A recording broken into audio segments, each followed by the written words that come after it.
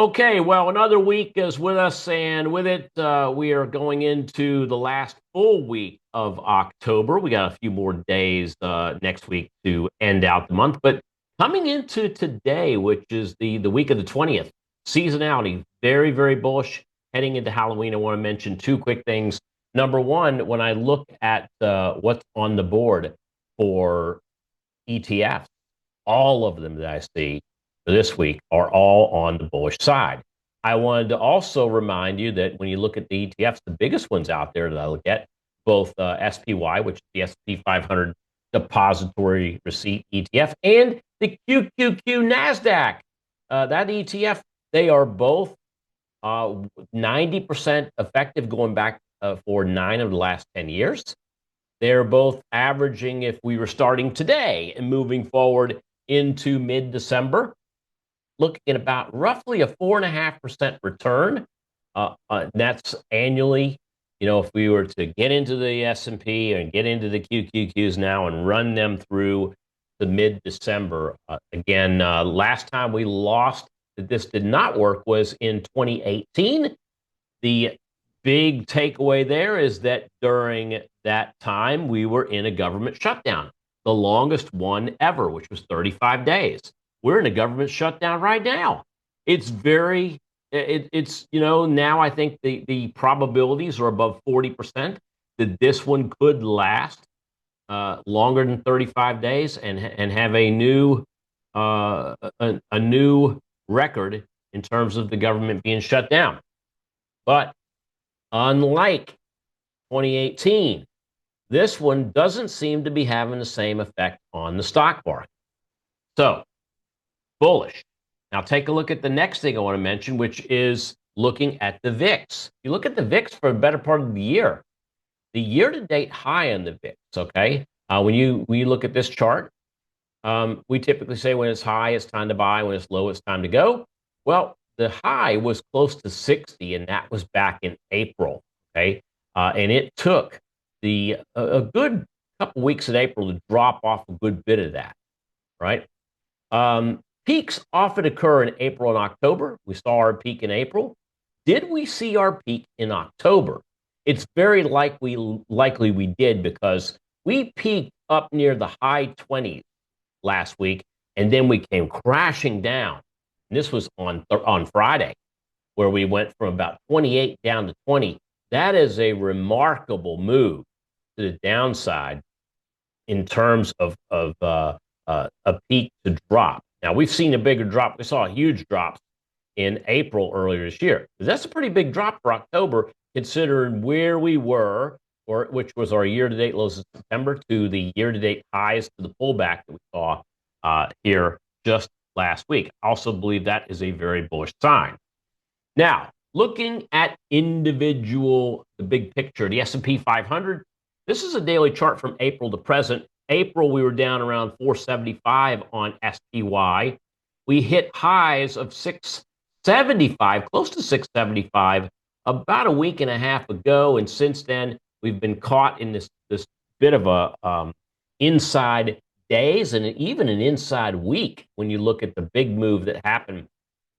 Oh, it was sometime last week we saw that big move happen. We've been inside of that, above 650, but below 675.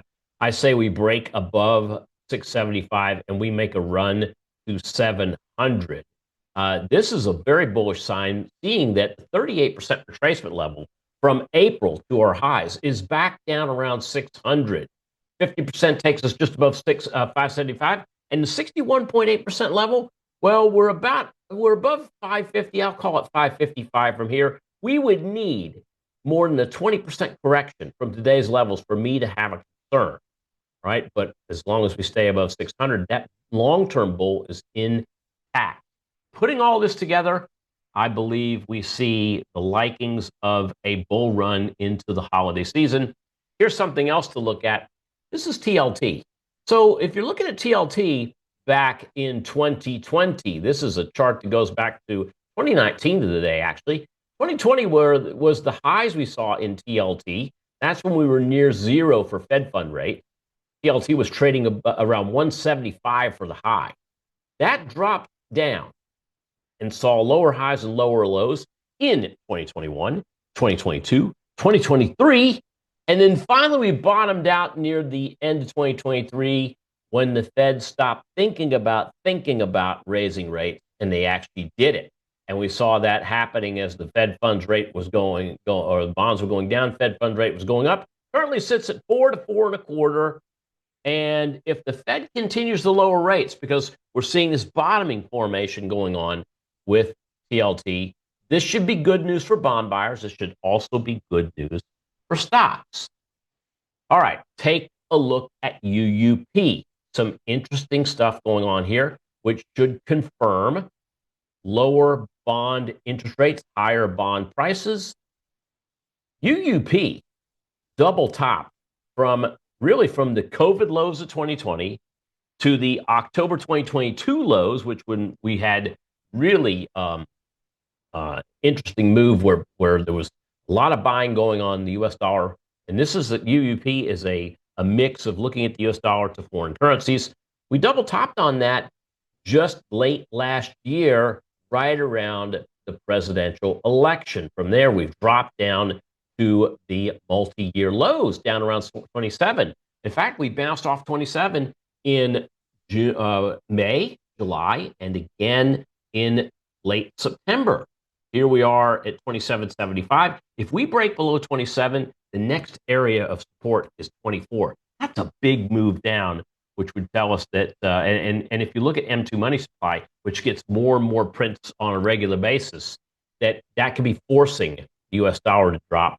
And again, this is not the U.S. dollar on its own. It's the U.S. dollar versus a basket of foreign currency. But U.S. dollar has been dropping off quite a bit this year. Last week, we talked about gold being on track to hit $400 by year's end. We saw a little bit of movement in gold and silver. We also saw gold get that reaction back to the upside.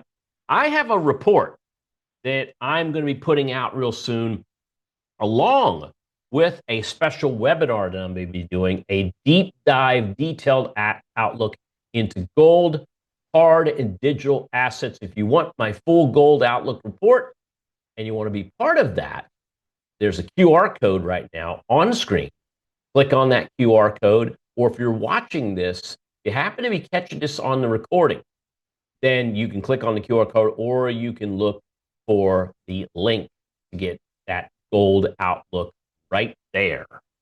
So, putting it all together with the big picture, we see markets that started rocky last week, but the bulls came back.